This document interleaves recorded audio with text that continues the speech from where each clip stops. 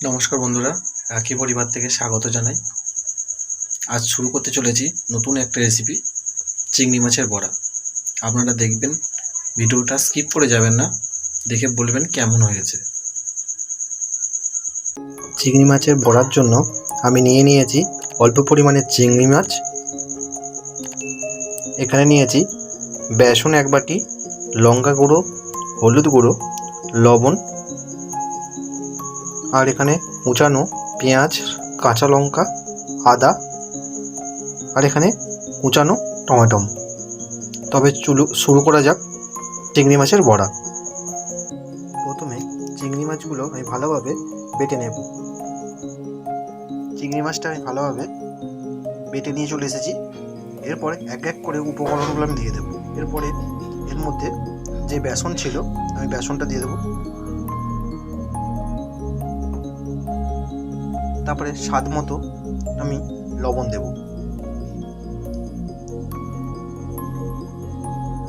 কিছুটা পরিমাণে আমি হলুদ গুঁড়ো দেব। কিছুটা পরিমাণে আমি লাল লঙ্কা গুঁড়ো দেব। সব উপকরণ আমি দিয়ে দিয়েছি। এবার আমি ভালোভাবে এটাকে মাখিয়ে নেব।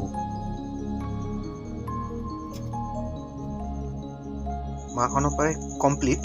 এবার আমি কিছুটা পরিমাণে সর্ষের তেল এতে দিয়ে দেব।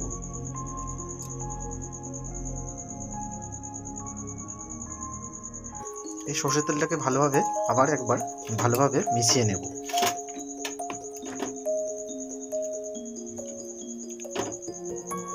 এরকম একটা ড্রো তৈরি হবে। দেখুন, আমি গ্যাসের মধ্যে একটা তাবু বস করিয়ে দিয়েছি। এই তাবুতে আমি হালকা পরিমাণে সাদা তেল দিয়ে দেবো।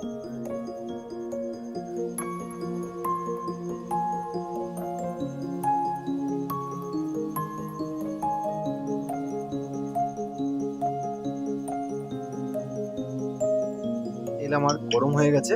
এবার আমি আস্তে আস্তে যে চিংড়ি মাছের ড্রোটা তৈরি করে রেখেছিলাম আমি আস্তে আস্তে এক এক করে দিয়ে দেবো।